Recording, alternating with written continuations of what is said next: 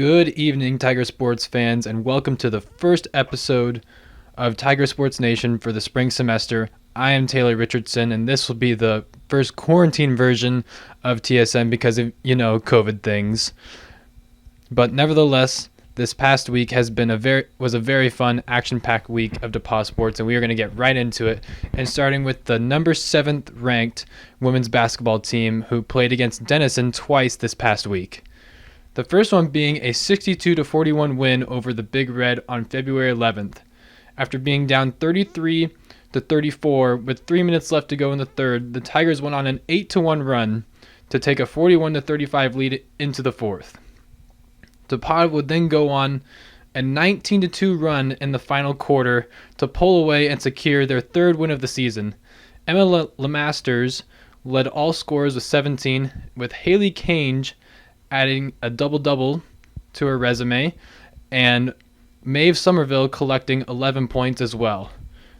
2 days later, the two teams would play again, but this time it would be in the home confines of Neal Fieldhouse. The Big Red jumped on the Tigers early with a 15-6 lead in the first quarter, but DePauw fought back in the second quarter and went on a 13-0 run to take a 37-35 lead at halftime. The Tigers would be able to hold off Denison in the second half and win 67-61. Sarah Issoff led all scorers with a career high of 24 points, including 6 threes. Grace Kinsley also scored 15 for the Black and Gold, and Haley Cange put up her second straight double-double with 11 points and 15 rebounds.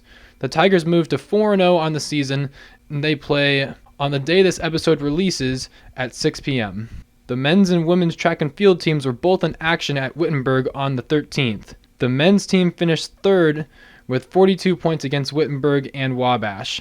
Earning top 3 points for the Tigers was Evan Mangus, who took third in the high jump, and in the mile run, Michael O'Kasich and Ford Baker would take first and second place respectively, while Bailey Scott and Max Carroll took first and second place in the 3,000-meter run. Henry Strebe would round out the Tigers' scores, earning second in the 800-meter run. The women's track and field team fell to Wittenberg with a score of 70-56. DePauw opened the meet, earning top 3 finishes in 5 out of the 6 field events.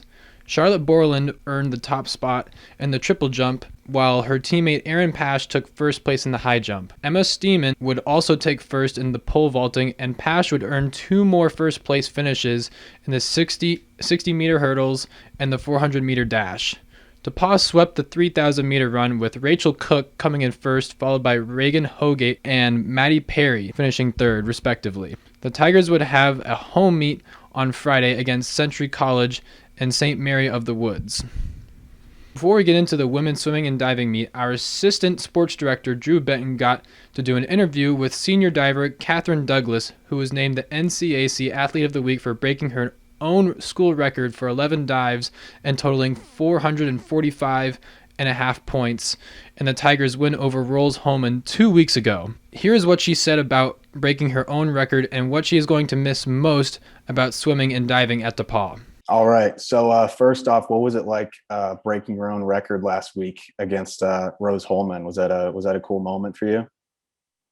That was definitely a really cool moment. It was a big surprise for me. I hadn't been following scoring throughout the entire meet, so to hear that was my score, and that I opened the season with a PR, especially any season, that's a great thing to do, but especially after a crazy 2020, coming back after only 4 weeks of practice, that wasn't too bad. So it was just definitely a cool moment. I think, if anything, I was most proud that I could show my team that despite all that we've had to go through so far, it's still possible to get back where we were before.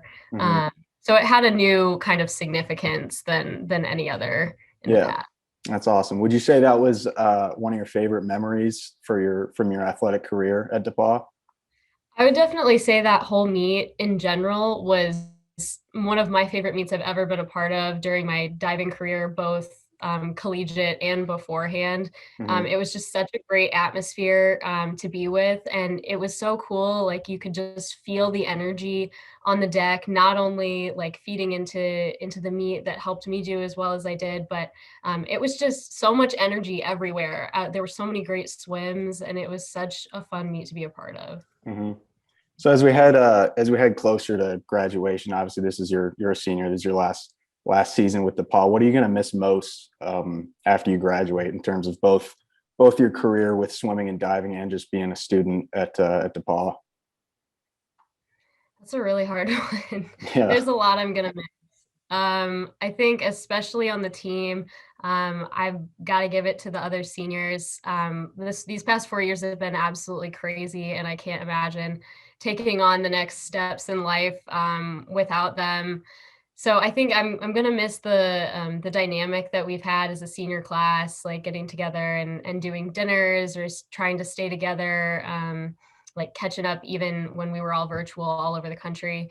Hmm. Um, I'm also gonna miss my coach and my sport. This will be it for me. I'll be done with Yeah. diving for good. So Hmm. um, I'm gonna be missing doing the fun flips here and there and um, getting to do all of that. I think my body's ready to be done too.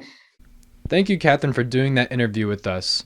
The women's swimming and diving team lost to Franklin 163 to 132 last Saturday. 4 different Tigers won individual events, including Molly Ruggles in the 100-yard backstroke, Sammy Wapples in the 50 freestyle, Katherine Douglas in the 100-meter diving, and Haley Olson in the 200 backstroke. DePauw won both relays as the 200 medley relay of Allie Talon, Wapples, Ruggles, and Maggie Perry took first, as they did in the 400 free relay with Talon, Perry, Wapples, and Ashley Dapour. And DePauw returns to action on Saturday, February 20th, when they compete against Rose-Hulman at 4:30 at the Vigo County Aquatic Center. The 13th ranked men's basketball team played Worcester twice over the weekend. The first game resulted in a thrilling 197 come-from-behind win against the Fighting Scots. Worcester got off to a hot start and went on a 21-9 run in the first half and took a 51-41 lead off 58% shooting into the half. After being down 18 early in the second half, DePauw chipped away at the deficit and took the Worcester lead down to single digits with lots of time left to be played. And Elijah Hale's three-pointer would give the Tigers their first lead since early in the first half. In a back-and-forth ending, DePauw would edge out the Fighting Scots and end with a final score of 100-97. Hales led DePauw in scoring with 26 and going 7 for 10 from behind the arc. Josh Hall scored 21, and Nolan Ginther and Nick Felke each had 18 points of their own. The two teams would face off the next day. After a physical first half, the Scots took a 50-48 halftime lead, but DePauw came out strong in the second half with a 12-5 run in the first few minutes. DePauw would extend their lead to double digits and would never let go as they stay undefeated at 7-0 with a score of 95-85. This is the second best start in program history since the team went 11-0 at the start of their 2001 season. Nolan Ginther led DePauw in points, rebounds, and assists with a stat line of 26, 8, and 6. Nick Felke scored 19 points, while Aaron Schenk added 14 and Josh Hall with 11.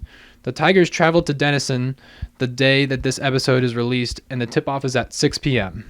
And that will do it for this episode of Tiger Sports Nation. If you enjoyed the video, please leave a like, share, and comment.